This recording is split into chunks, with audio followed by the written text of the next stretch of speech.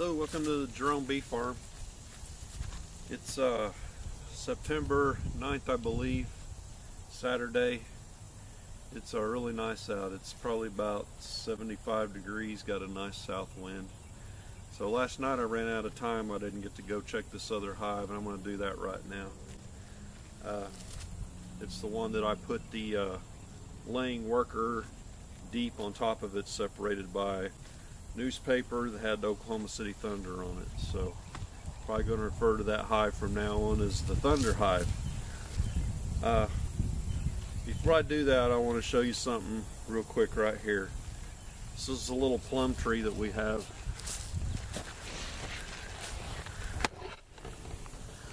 So this little plum tree right here, this was here when we bought the property a long time ago, and it was just a little stub, and we took care of it, didn't mow it off, let it get big. But the thing has never really had fruit until we started keeping bees out here, and this thing now is just loaded. So I don't know if the bees have anything to do with it, but look at the ground. It is just totally covered with the little plums. And I don't know that they're edible. It's a wild plum tree.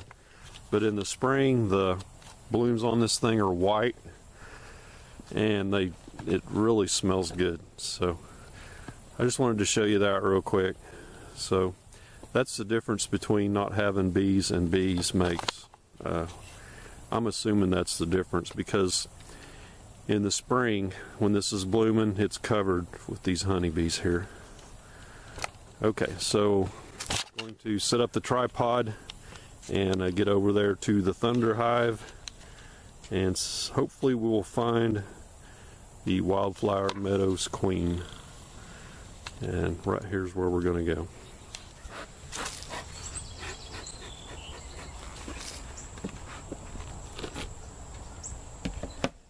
These bees here are typically very calm.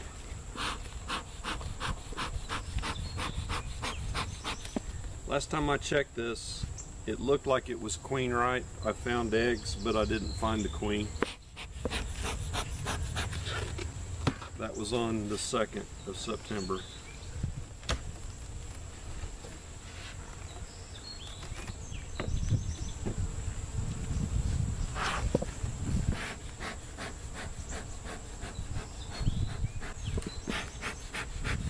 I ran out of pine needles, so I've been using leaves. Leaves don't stay lit very well. See if I can get through here without needing it.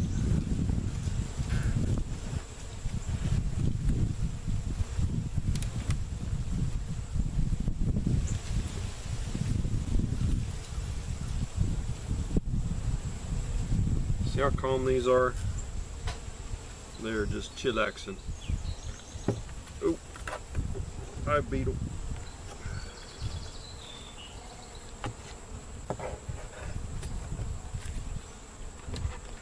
You can see him right there. That's a hive beetle, a dead hive beetle. They like to run around in these, on the edges here. The bees will hurt them up here. These are hive beetle traps. They'll run around in here, go through these little holes, and these have vegetable oil that has some, I think, apple cider vinegar in there, and that attracts them. And they go in there and drown. They can't get out.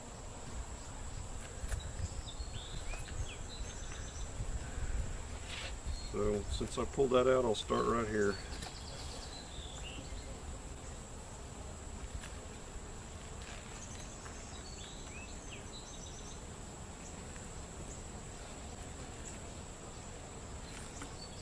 Another dead beetle.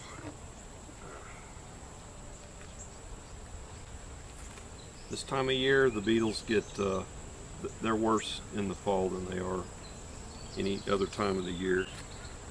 I guess that's because they're all hatching out. I don't know. But that's the way it is. Frame here looks mostly honey, which it should be on the outside. Heavy. All honey capped. And this is all honey, and what's not capped is full of nectar. A little bit of pollen, a couple of drone cells there. I do not want to see drone cells. That would be from a laying worker anyway.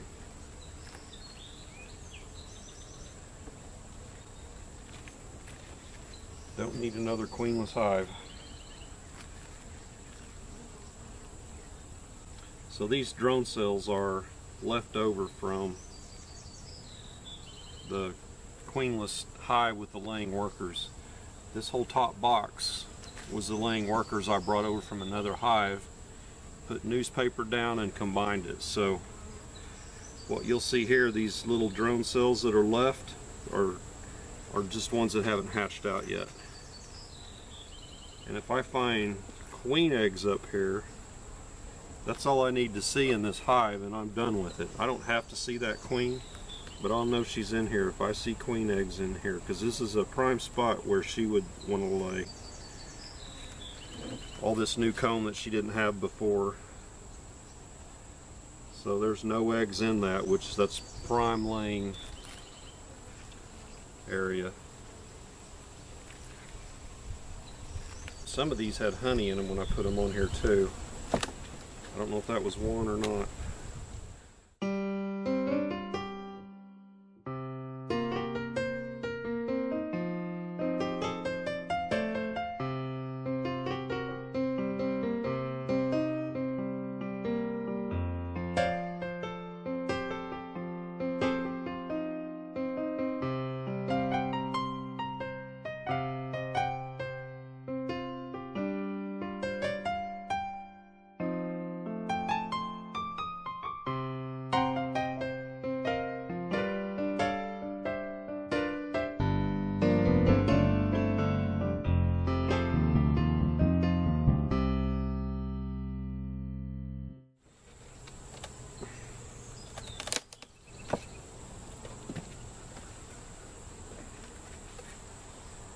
I don't know what it is about this hive stand, but it's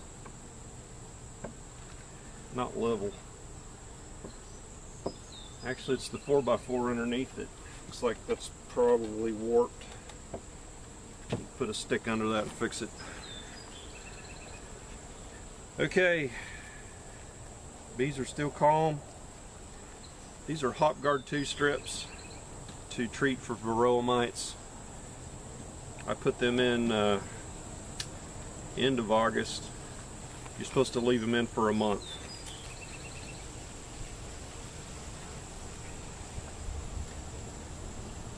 Excuse me.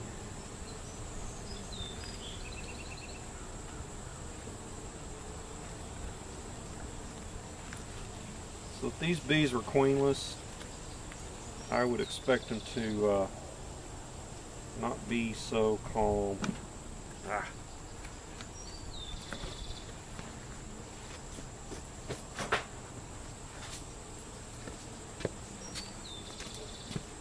Sometimes to get that first frame out is difficult to get a hold of, so if you've got one of these, it makes it a lot easier. The problem is when you lift it, you got to lift it straight up, and if one side sticks and the other don't, you'll twist that frame and you smash bees against the side. So you gotta be careful.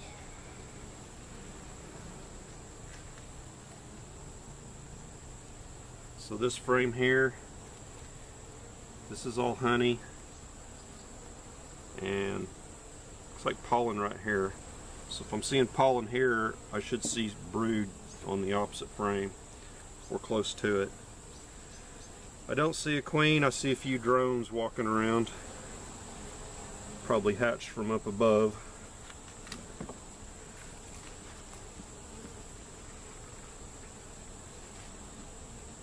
This time of year, shouldn't be near as many drones in the hive.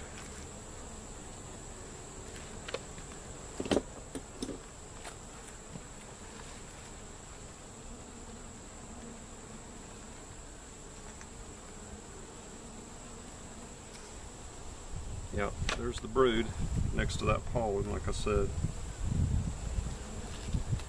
So bee doing a waggle dance right here.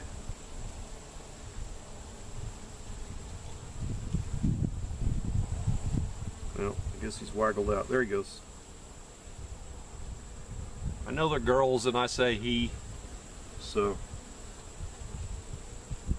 it's just a thing.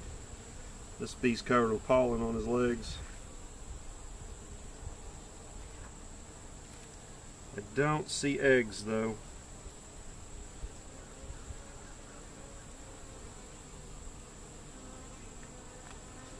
Don't see the queen. Check this side. I see eggs. There are eggs right here. Now that doesn't mean they're, well, they could be laying worker eggs, but when you got a good brood pattern like that, there's still brood pheromone in here, so the laying workers won't kick in and start doing that yet.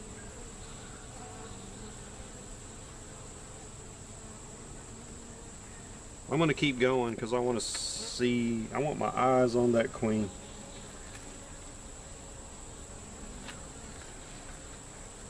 But I know there is a queen in here.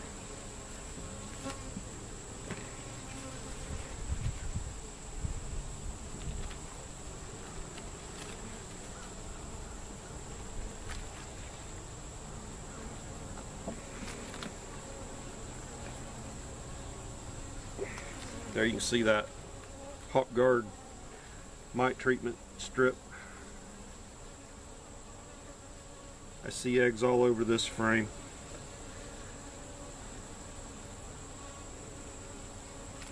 Let's see if I can get a close-up of that.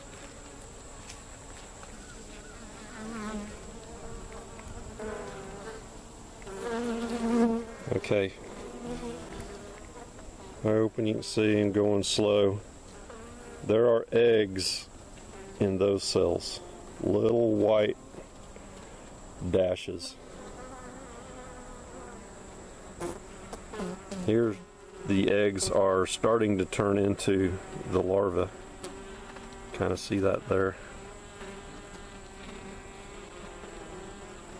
So when you have a laying worker, there'll be 2 or 3 of those eggs in a cell.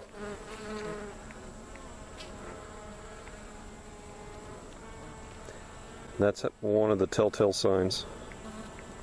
Okay, all the worker brood, it's capped, so on this side.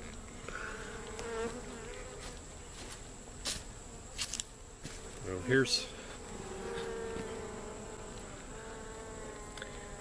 this is some more mature larvae right here.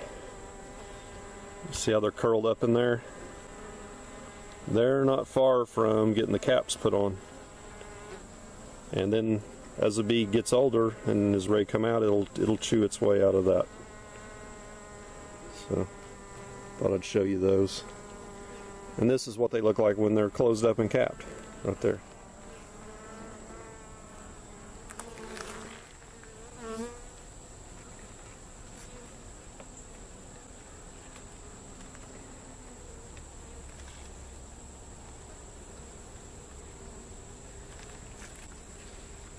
One thing about these hawk guard strips, they get up against the brood, and any brood that's underneath that, it dies. It kills it, or they don't tend to it and they die.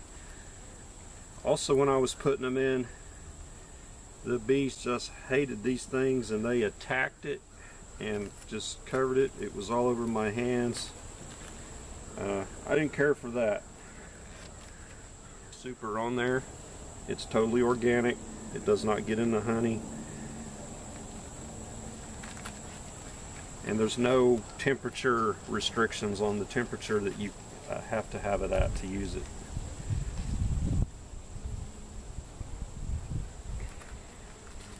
I put that in there backwards. You can see here's the strip that it was up against. See how that's bare right there? So that strip was right here, so I need to flip that frame around. Got fresh larvae all in here. No eggs here. Capped brood. So the queen's doing well in here, but still I want to see her.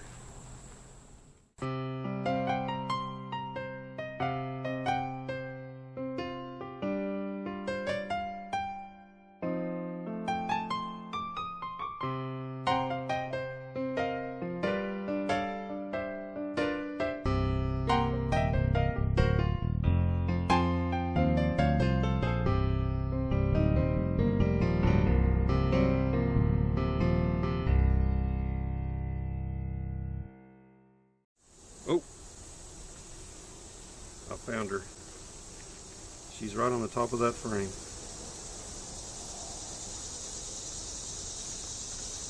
She's dropped some weight. She's longer and, well, she's skinnier than she was. Okay. Where'd she go? Right there.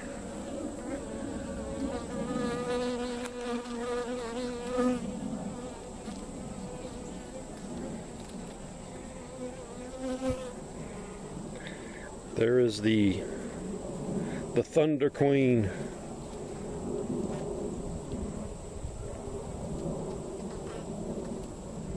All right.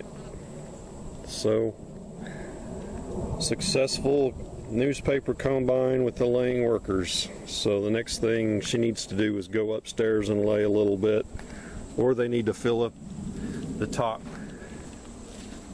with honey to get them through the winter, which there's quite a bit up there.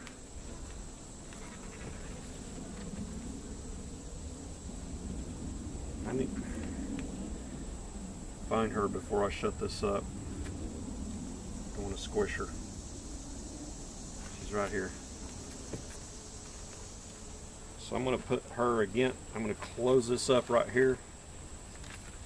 These two frames are together. The queen's between there, and there was no way I could have smashed her because she was to the inside.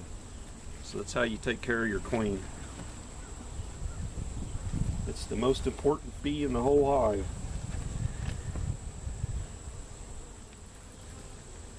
There's a little bit of that newspaper left.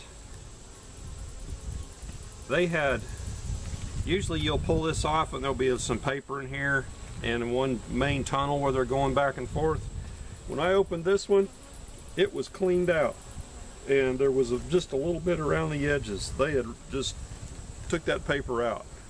It was pretty amazing. I've never seen one do it like that before. See, there's a little bit left. It's like the 2015 sports page, I think it was.